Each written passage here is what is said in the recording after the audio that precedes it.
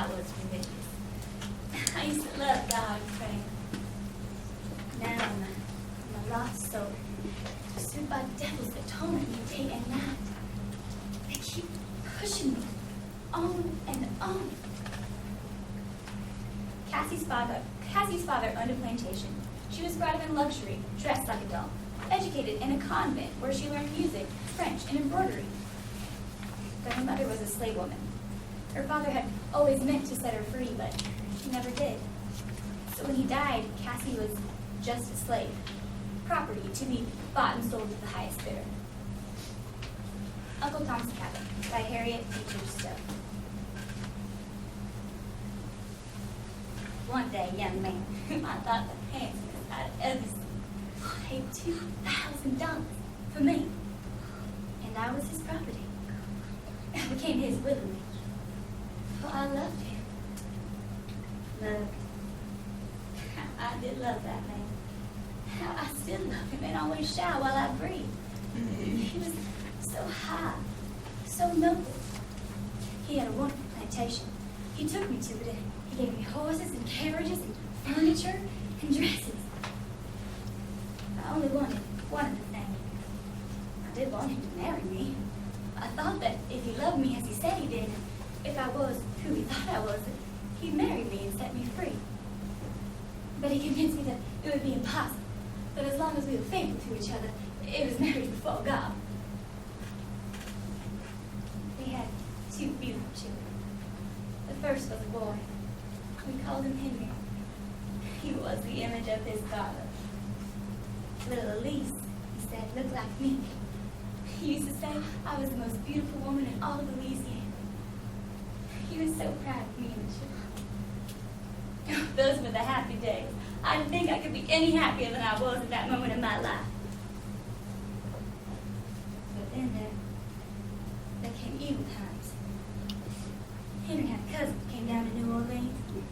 And I don't know why, but the first moment I saw him, I dreaded him. I just knew he was going to bring misery on us. Well, that man, he introduced Henry to another lady. And I soon saw that here's how it was gone for me. He never said anything. I knew. And I had to live with that. Every day my heart was breaking, and I couldn't say one word about it. Well, then that man, he offered to buy me and the children.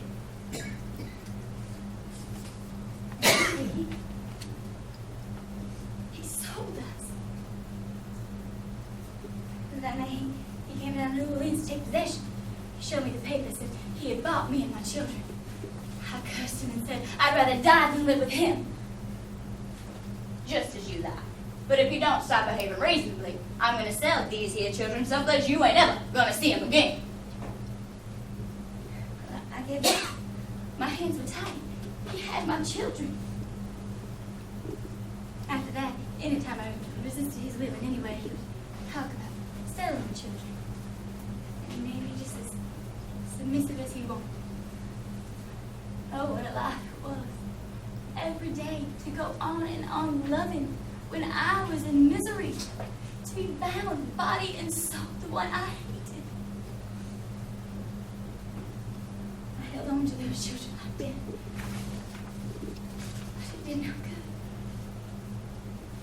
He sold both my children. It seemed then as if all good forsook me. I ranted and raved. I cursed God and man. And for a while I think he really was afraid of me. But he didn't give up. No, he said that my children were sold, but whether or not I sold them again depended on him. But if I wasn't quiet, then they should smile for me. Well, you can do anything with a woman when you have her children. One day I was out walking and I passed by the calaboose and I saw a crowd gathered about the gate. I heard a child's voice. And all of a sudden, yes, my Henry screaming, he ran toward me and grabbed hold of me. Then a man came out to him and said that he was coming with him and he'd get a lesson that he'd never forget. I tried to beg and plead with him, but they only laughed at me. Oh, Henry looked up into my eyes and screamed and grabbed hold of me. And until we carried him away, they tore away half my dress. They carried him in. All the while, he was screaming, "Mama! Mama! Mama!" I turned then and ran back to the house.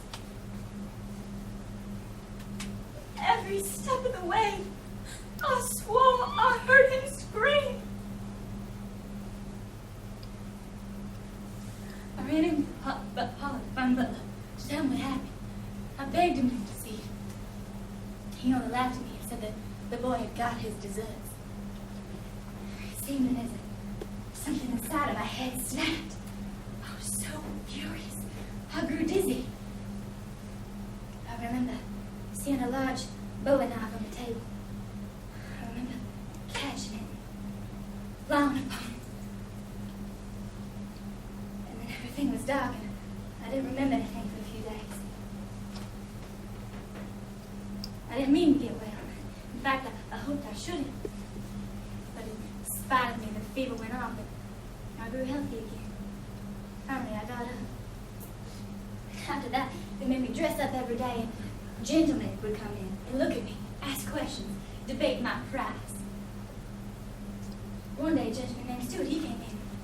He seemed to have some affection for me. Finally, he bought me and said he'd do anything he could to get back my children.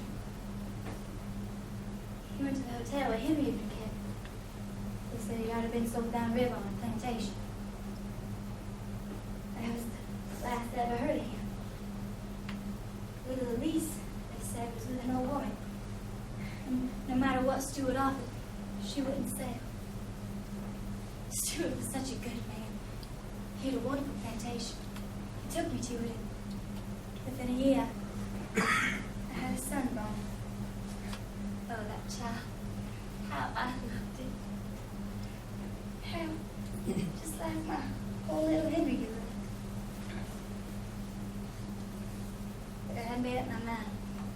Yes. Never again was I going to let a child live to grow up. One day, when my baby was 2 weeks old, I gathered him in my arms and kissed him and cried over him. And then I gave him love. I held him close to my bosom as he slept in it. How I moaned and cried over him. Who would have thought it was anything but a mistake that made me give him the laudanum?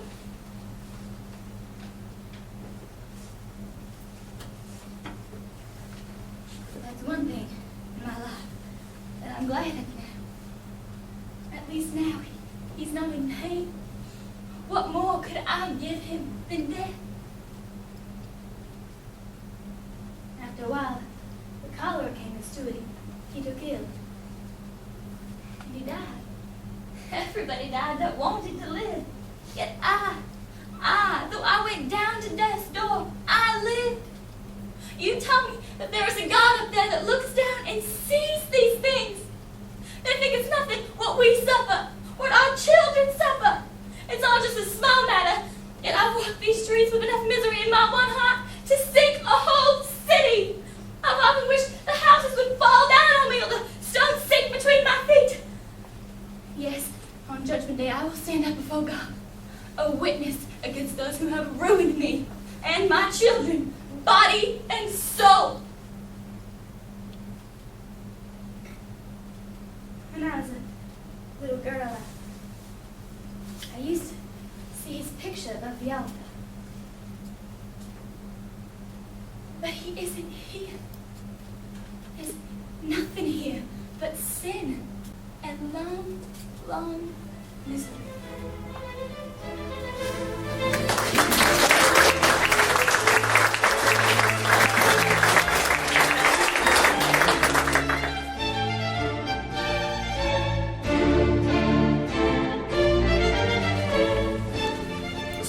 My alarm clock didn't go off. I forgot to pack my lunch, and my sister took too long in the shower. I'm just hoping that my day doesn't continue to go as bad as Alexander's did. Alexander and the Terrible, Horrible, No Good, Very Bad Day by Judith Forrest.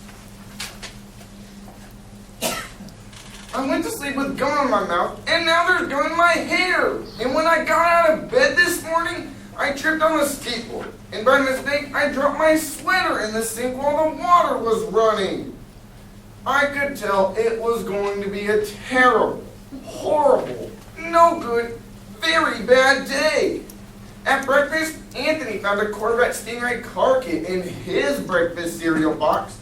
And Nick found a junior undercover agent code ring in his breakfast cereal box.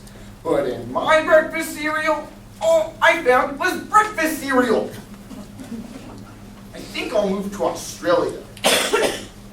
In the carpool, Mrs. Gibson let Becky have a seat by the window. Audrey and Elliot got seats by the window too. I said I was being scrunched. I said I was being smushed. I said, if I don't get a seat by the window, I'm going to be car sick. No one even listened. I could tell it was going to be a terrible, horrible, no good, very bad day.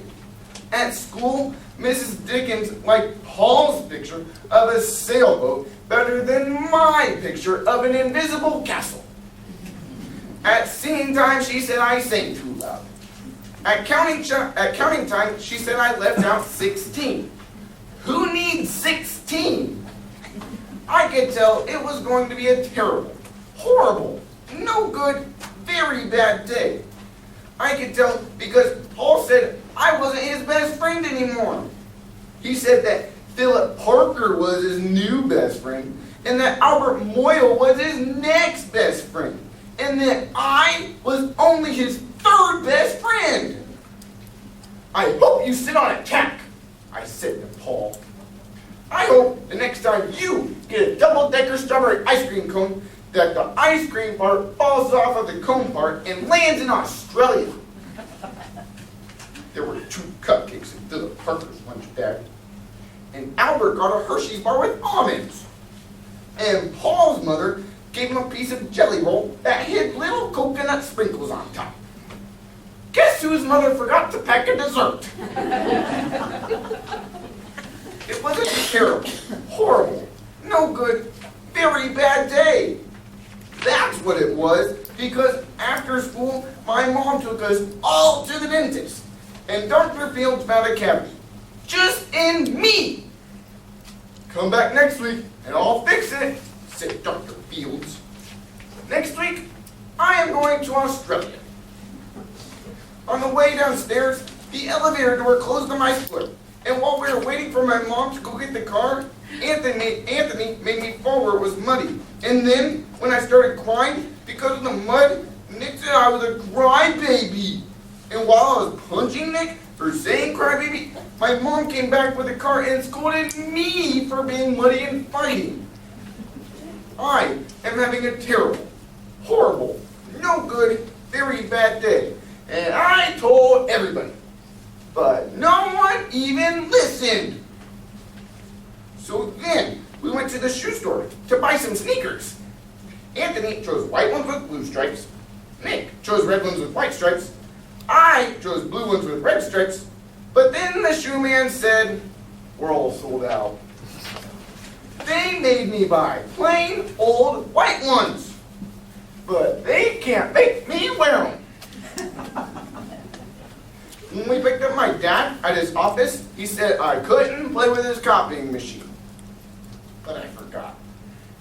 He also said to watch out for the books on his desk, and I was careful as could be, except for my elbow.